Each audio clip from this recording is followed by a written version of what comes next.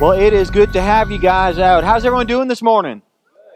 Did you have a good Thanksgiving week? All right. Who has their Christmas tree up already? Christmas. All right. Most of the people, man, my wife is on it. We got 2 Christmas trees this year. Had to buy even more things for that second Christmas tree, but I love it. I love this season. And I honestly believe that this is one of the best seasons of the year. It's the most wonderful time of the year. Does anybody agree who are Thanksgiving Christmas people?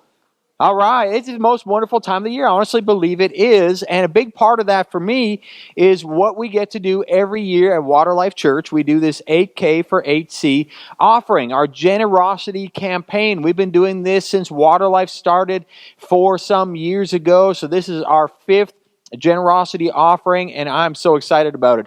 8 different causes, $8,000. That's our goal, and we're gearing up. We got 3 Sundays to save up for that offering.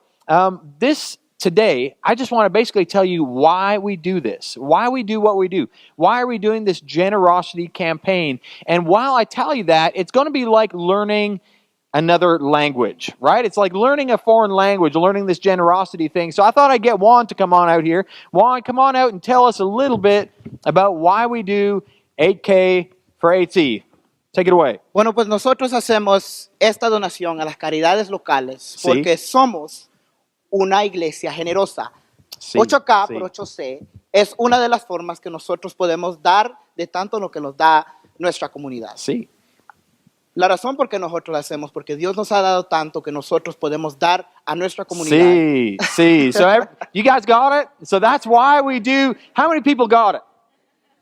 I really only know one Spanish word, and that's sí, and that's all I know. So, but thank you, Juan, for demonstrating what it's like to learn a foreign language. Thank you, Juan, very much. Good job. Good job.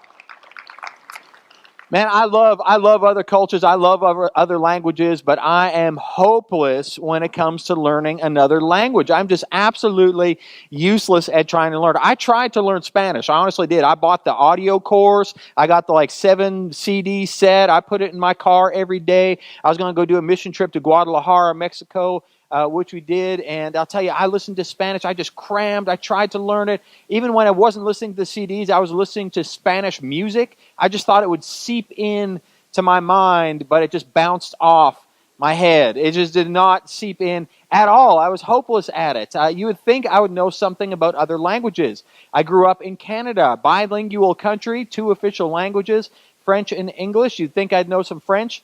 But all I know is a couple words in French Creole that I learned in Haiti. That's all I know for French. I'll tell you, my parents spoke German growing up, but they never taught it to us, and they liked it that way because they didn't have to speak behind my back. They could just speak right in front of us, right in front of me and my 2 brothers. They would start talking in German. We'd be just like, oh, great. What have we done? We know we're in trouble somehow when they start speaking in German. I never learned that language. Learning a language is hard. They say the best time to learn a language is when you're young, right? So the best time to learn a language is when you're young. In fact, your peak potential to learn a language kind of peaks out at 6 or 7 years old. So the older you get, the harder it is to learn a new language. You can't teach an old dog new tricks, right? You can't. It's tough. And I feel like I'm an old dog already. I can't learn any new tricks. I can't learn a new language. I try my best, though, because I love other cultures. Well, today we're going to talk about learning a different language, and languages help us connect.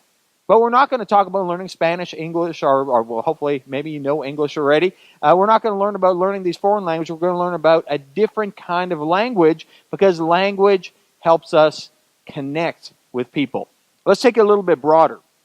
Who here is trying to figure out and learn the teenager language? Is anybody? Okay, a bunch of us, parents of teenagers, we're trying to figure out the teenager languages. Teenagers are giving me the language right now. They're rolling my eyes. See, that's part of the language. That's part of the language right there, eye rolling. But I'll tell you, parents, sometimes we fall into the trap of thinking, oh, we know teenager language because we remember what it's like to be a teenager. Right? So since I remember what it's like to be a teenager, I must know teen language. But I'm telling you, folks, being a teenager in 2016 is different from being a teenager in 2006. or 1996 or 1986 or 1976, right? It's a whole different ball game. It's a new kind of language. I'm the 86 person. I was a teenager in 1986, and I could think, yeah, I know the language of the teenagers because we had Steve Jobs, and he was pumping out Apple products back then, just like just like Apple is now. But here's my Apple compared to the iPhone 7, right? So maybe I don't know the language of a teenager. And since I was a teenager, I've been really trying hard to figure out the language of the female. The language of the female. I've been a lifelong student with mediocre grades, folks. I've been failing at that. My wife was at the first service. She will tell you sometimes I'm barely passing, and sometimes I'm failing. But it's not my fault. The language of the female is highly technical and not very rational. It's kind of like this sign, right? So it's trying to figure out the female language. That is hard, right? It doesn't make any sense to us males, because males, we have a very simple, easy to understand language. It consists of just a couple words, and that's it. And I'll let you fill in the blanks of what you think those words might be. I'm not going to say from the stage, all right? So males, it seems like we're easy to understand. The female language, man, I've been trying hard to figure that one out for a long time. But I'll tell you what, it makes a difference when you learn the language. You can communicate to a culture, you can communicate to people when you know their language. Well, today we're talking about Jesus' language, and Jesus' language is the language of generosity. That's the language of generosity, and that's the language we want to learn today, but it doesn't come natural to us because we're born with the language of what? Selfishness, which is the opposite of generosity. That's the opposite. So we're born with this language of selfishness, and since we've been ingrained with this selfish desire, the selfish nature, it's really tough for us to learn Jesus' language. But I'm telling you, we want to learn Jesus' language. That's very important to us. If you want to be all in and connect with God, you need to know the language of God. And that's the why behind our 8K for Eidse. That's the why behind the generosity campaign. We want to learn the language of God and speak the language of God, especially at this Christmas season, but around the clock, because it makes a huge difference. So we're going to look at Mark chapter 3, verses starting at verse 1. If you have your Bibles, you can turn there, Mark chapter 3. If you have your iPhone 7, you can flip there on YouVersion or your Android or whatever, and I encourage you to open up that Bible on your phone or in your lap or whatever, and do some highlighting, because these are important verses. On YouVersion, you just double tap that verse, and it highlights it. So these are important verses that tell us about God's language. So here is the story of Jesus. Jesus, in Mark chapter 3, he went into the synagogue. Now, the synagogue was the Jewish church. So he's going into the synagogue, this Jewish church, and there was a man with a shriveled hand, kind of probably in front of the synagogue, and that was quite normal, that people with disabilities or with a handicap, they would be in a public area like a synagogue or the temple or the marketplace, because they didn't have a social welfare system, so they had to live on the charity and generosity of others. So that was normal, that this guy was hanging out here. Some of them, and the them that we're talking about here is the Pharisees. Those infamous Pharisees, the nemesis of Jesus. These were the guys who were judgmental, religious. They were all about the law, and they were about trying to earn God's favor, but not really doing anything that ended up pleasing God, because they're all about rituals and traditions and laws. That's the them. They were looking for a reason to accuse Jesus, right? Jesus was their enemy, because Jesus was taking all the spotlight off of their power. They wanted to be the powerful, affluent people, the people who could just snap their fingers and say jump, and people would jump. But Jesus, he was a guy who was not only teaching with authority, but who was actually performing miracles. So everyone was flocking to this new young rabbi called Jesus, and the Pharisees, these guys did not like it. How can we bring this guy down? So they watched him closely to see if he would heal the guy with the hand on the Sabbath. It was the Sabbath, which was a Saturday for them, which was their holy day, the seventh day of the week. And on the holy day, the Ten Commandments says you shouldn't do work on the Sabbath. So maybe if Jesus is healing someone on the Sabbath, they're going to accuse him of working on the Sabbath, which would be a sin. and then they could kind of bring him down for that. And in this passage, what we're introduced to is a version of religion that is still alive and well today. It's a version of religion that wants to please God but mistreat the people that God loves. Right? So how do you do that? These Pharisees thought that they could actually please God but mistreat the people that God really cared about. So they had all these rules and laws, and you know, the rules and laws, like the Sabbath rule, I mean, what an awesome rule. We still kind of try to appease to that a little bit. We try to have a break on Sunday, right? That's an awesome rule. We should all take a break, you know, once a week at least, just to chill out, relax, and focus in on God. That's an awesome law. That law is meant to bless people. But what these Pharisees have done is they've taken that law that's meant to bless people and they turned it into a curse. Because I'd love to take the day off, but if I'm walking around and I always look behind my back and those Pharisees are following me around looking to punish me if I'm doing some kind of work, right? That's taken the law that was meant to be a blessing and turned it into a curse. And they're trying to curse Jesus with this little catch, this little law. But here's how it turned out. Jesus said to the man with the shriveled hand, "Stand up in front of everyone." Well, that was probably embarrassing, right? Stand up in front of everyone. He's got the shriveled hand. Then Jesus asked them a really interesting question. Two kind of questions, right? He said, "Which is lawful on the Sabbath, guys? To do good or to do evil?" That's a tough question. Come on, even the kids know that question. Everyone knows the answer to that question, right? I make up the Bible studies for these sermons that you can get at the counter, and I always look at the sermon that Todd does, that I do, and I'm trying to ask good questions. And a good question should get you talking. It should make you think. This is not even really a good question. Which is better to do on the Sabbath? To do good or to do evil? To do good. Yes, that would be the answer to that one. Or how about this? Which is better, to save a life or to kill? Which is better? Pharisees, which is better? But they remained silent, right? They remained silent. Jesus is like, they're making a point. Jesus could do anything, and they are not going to affirm him at all. It's like in the presidential campaign. You could have one candidate walk old lady across the street, but you would never say that was good, because that might be putting some kind of positive light on them. You would never say anything good about another person like that. And Jesus, it made him angry. So here's what Jesus said. He looked at him. I love this. Now, I'm switching translations here to the Message translation from the NIV, because I love how it puts this. He looked at them in the eye, one after another. He just went and looked at them. Come on, guys. Which is better? To do good or evil? Which is better? To save a life or kill? Guys, which is better? And as he went around, he was angry. He was angry now, furious at their hard-nosed religion. And this is the coolest thing. And while he was looking at him, he kind of said to the man, "Hold out your hand."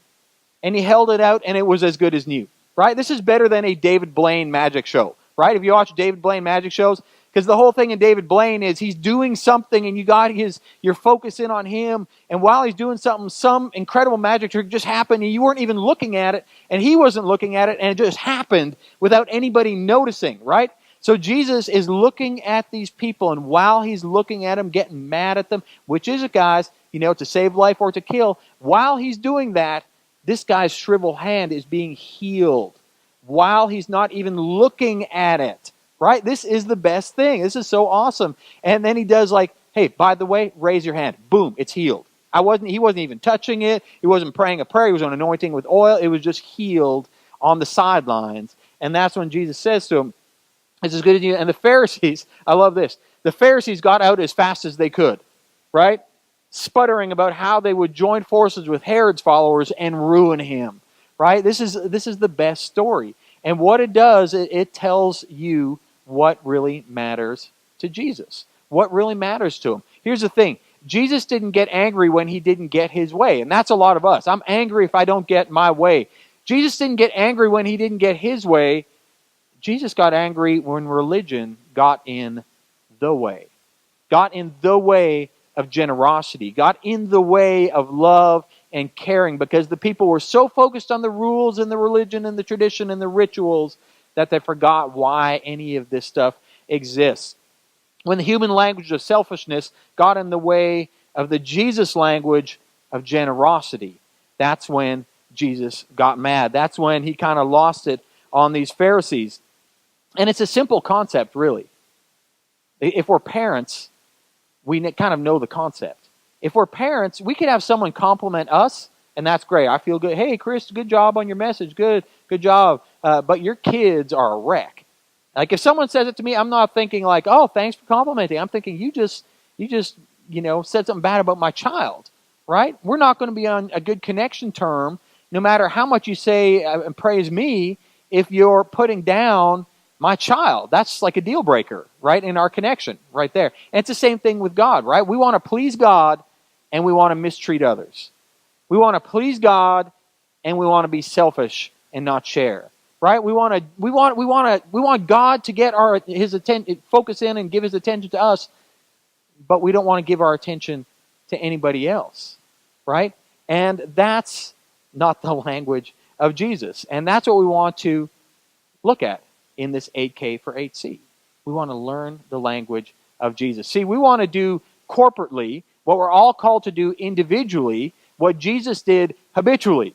Jesus did it all the time. We want to do corporately as a church, as all of us. We want to gather together and be generous because we're all called individually to do that because Jesus did it all the time. And that's why we want to do what we want to do. So that tells us a little bit about why we do what we want to do. I'm going to get practical now.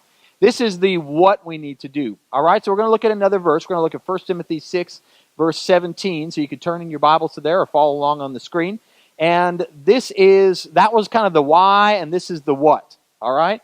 So it says this, and this is Paul talking, and he says, command those who are rich in this present world not to be arrogant, nor to put their hope in wealth, which is so uncertain, but to put their hope in God, who richly provides us with everything for our own enjoyment. Command those who are what? Rich. Who is that? That's us. That's us. Command those who are rich. He might as well be saying, command everyone at Water Life Church today. Command those who are rich because, folks, we're all rich. We really are. We're all rich. Now, none of us say we're rich. No one ever says, oh, I'm rich. It's very rare for us to say that because in our culture, we don't think we're rich. Because here's what we do. We always compare up to someone who's richer than us, so we feel not rich. We feel jealous, right? We're not rich because someone else is richer, instead of comparing down to someone who doesn't have the resources that we have and feeling thankful. So we compare up and feel bad instead of comparing down and feeling thankful. And we do that all the time. But let me tell you, folks, we're rich. So whether you make $50,000 or $500,000 a year, if you're comparing up, you never feel rich, but you're rich. You guys are. Every single one of us, even the one in this room who has the least amount of resources, we're still rich.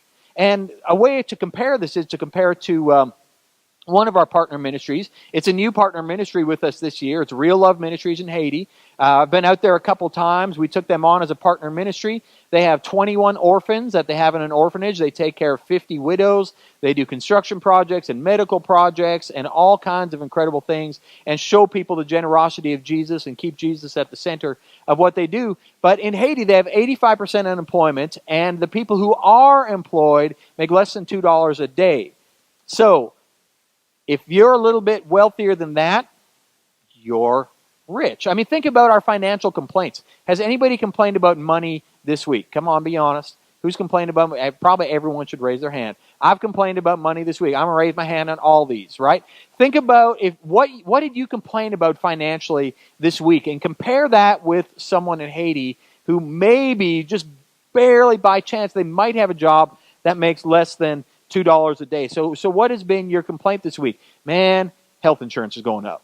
Anybody? Health insurance going up? Right? That feels good, right? Everybody, you know everybody's health insurance is going up. Every single person, right? Do we like that or not like that? That's like a question that Jesus asked, right? We don't like that, right? We do not like our health insurance going up. We don't like medical bills that we have to pay that are unexpected. We don't like that. Imagine what someone in Haiti feels like that. You have medical bills. You have health insurance. They don't have medical bills or health insurance. And it's not because it's the socialized medical care system. It's because they have no doctors and no health insurance, right? There are none. There are a couple doctors in Haiti. Usually a village will see a doctor once a week or once a year, and that's a missionary doctor who does it for free. We were doing these in Haiti. We saw 500 people in a matter of hours, and that's the only doctor's visit they get. So this foreign concept of medical bills and insurance, they don't have that concept, right? How about this? Anybody complained about their vehicles or cars recently? Anybody complained about that? Matt, I'll tell you, I complain about that all the time, right? We have 2 cars in my family for 4 drivers. And when one car goes down, we have to juggle one car between like 4 drivers, and that gets really annoying, and these cars cost money. And wait a minute, you're juggling cars? You have more than one, you have a car, right? Some of you guys have a car for every driver in your household. Right? You're juggling cars. That is a foreign concept in Haiti. You're rich. All right? You guys are all rich. Here's another thing. What about retirement?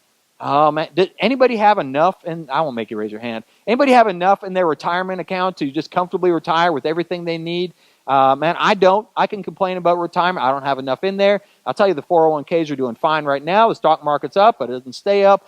We can complain about retirement, and people in Haiti are just like, okay, so you're going to stop working and money is still going to come to you. How does that work? There's no concept of that in Haiti. All these things. Oh, college is expensive? What, you went to school? That's absolutely amazing, right? All these things in Haiti, they're just a foreign language. It's something completely different. They don't understand that. You don't have a lot of money in your bank account? I never saw a single bank when I was in Haiti. Not a single bank. And if there was, people don't have any money to put in that bank. Right? Everybody's budget is getting stretched thin because we're all buying Christmas presents. We all spend all that money on Thanksgiving. My budget is stretched thin, but I have a budget, right? So all these things, folks, some of you guys, you're so rich. Not only do you have a car, but you have a little house to put your car in, right? Some of you guys have houses for your cars, right? We're all rich. So now you guys are certainly going to be saying, one thing I got out of this message, I am just totally rich, right? Probably not. It's tough to change that mindset. Right? But here's the thing. Command those who are rich in these good deeds. And here, let's keep moving on. Command them to do good. Right? It doesn't say being rich is bad. I'm not putting you on a guilt trip for being rich. In fact, it says, hey, being rich is actually good. You can do all kinds of good things with that. It's bad when you're arrogant or you put your hope in wealth. But here's all the good you can do with it. Command those rich people, that's us, people at Water Life right now, to do good, to be rich in good deeds, and to be generous and willing to share. In this way, you'll lay up treasures for themselves as a firm foundation for the coming age, so that they may take hold of the life that is truly life. See, we want you to be generous, not just for these 8 incredible ministries that are doing incredible things. We want you to be generous because that's the way to true life. Jesus says he wants to give us life and give it to the full. And when we speak his language, we can actually start accomplishing that full life. So here's the all-in, all-out challenge. We're calling it that this year, the all-in, the all-out challenge. This year we have 8 incredible causes, and we want to give at least $8,000. We want to take up $8,000 for 8 causes. That's $8K for 8C. And that's what we want to do. In 3 weeks, we want to save up for that and give $8,000 out. But I'll tell you what we've done every other year. On average, here's what we've done. We have doubled that every year. In the 4 years, we've averaged $16,000 per offering. So every ministry, instead of giving them $1,000 like our goal was to, we've been able to give them $2,000 and higher. As a matter of fact, we've given out over $66,000 just to these ministries in this 8K for 8T. Someone's got a clap or something like that. Isn't that awesome? That you guys have done that. You guys have done that. And this year, we want to take a particular extra challenge. We want to challenge you to be 100% in. We want to challenge you to 100% participation, not precipitation. 100%, we wish we had that. 100% participation. We want everybody to be all in to this challenge. We're not challenging you with a dollar amount, but we're challenging everybody to give. And so on that day, 3 weeks from now, our Water Life kids are going to take up an offering during Sunday morning. On that day, our Water Life students on Sunday night are going to take up an offering for this. Our staff team has already committed to saving up for this. So our staff team and our leadership team at Water Life, we all give financially to this church on a regular basis as part of our tithes and offerings. We've already committed to give to this campaign above and beyond what we give. We want to be all in. We want 100% participation. We believe that everybody can do something. Some of you can do a lot. Obviously, some of you can do more than others, but everyone can give generously. So we want to give, and give generously. Let me tell you a little bit about the philosophy of Water Life Church. When Water Life started 4 years ago, and some of you guys have been there all 4 years that we've had our church. In the beginning, they started and they said, you know what, we're going to be a simple church. We're going to be a simple church that's generous. We don't want to do everything. We just want to do a couple things and do them with excellence. So that's some of our core values right there. So in the beginning, they said, you know what? We're not going to start a food bank. Not going to do that. A food bank could be good, but we're not going to start a food bank. We're not going to start a ministry to people suffering with addictions. We're not going to do that at Water Life Church. We're not going to provide a homeless shelter at Water Life Church. In fact, we're not going to provide a shelter for women who are abused. We're just not going to do a women's shelter. We're not going to provide a homeless shelter at our church. We're not going to start an orphanage in a third world country. We're just not going to do the whole orphanage thing. We're not going to start a place for pregnant women. We're not going to do this, and we're not going to do a university campus ministry. Think of all these things that we're not doing. Isn't that great? We're not doing any of those good things as Water Life Church. But instead, we said, instead of being a competitor to the people who are already out there doing all these things excellent, we're going to be a partner with them. So instead of us starting our own thing from scratch, hey, you know what? We have a great homeless shelter here in Lenore. I'll bet they need help and money.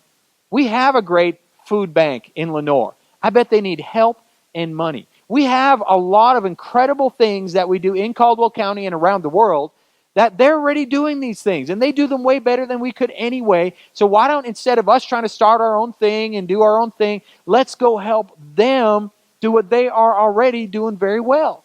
And that is our philosophy. It's simple. We don't have to do all these things because we just want to do a couple things and do them well. And we partner with these ministries. We help them year-round. It's not just at that one offering. The video that you saw at Storehouse, a bunch of those people were our life group members. They were over there serving. Whenever one of these partner ministries calls us, we are there for them. We want to help them. We want to do everything we can to support them year-round. But then at Christmas time, we want to give them a big gift and just bless them with that. So we want to be 100% in at our church. And then we're going to give 100% out at our church. And that's what we want to do. That's our 8K for Eidse, and we want to challenge you guys to be all in to that. How does that sound? Can we do that? We can do that. We got 3 weeks. And let me tell you again, we want to do this not just for the sake of these incredible ministries. We want to do this because it blesses us. We want to do this because we want to speak the language of God. Because when we speak the language of God, we can connect with God. When we learn to speak His language, we're going to make a connection. And we want everyone here to be making connections to God, to be growing closer to being like Jesus, to be following Jesus. That is so important. That excites me as much as giving to these incredible ministries. It excites me when people start speaking the language of Jesus. So I want to challenge you in that today. Not just to save up to give. That's great. That's awesome. We love it. I want to challenge you today to change your whole mindset, to live that generous life. Instead of having me at the center of my life, I want to put God and others at the center of my life. See, that is the way to live a full and fulfilling life. And that's what Jesus was trying to tell those Pharisees. And a lot of people got it. You see, the Pharisees in the end, they thought they won. You know, they went marching out of there to ruin Jesus. They ended up putting Him on trial. They ended up seeing Him crucified. They ended up seeing Him buried. They thought they had won. But man, they were just playing into Jesus' hand. It was awesome. Because Jesus, what He wanted to do was give His life generously for the people who don't even deserve it. And he wanted to give his life generously. And that's the language of Jesus. We want to give in 3 weeks, but we want to change our lives and have a different mindset. So give, but here's another thing. Give your life. Give your life to Jesus. Give your life to Jesus.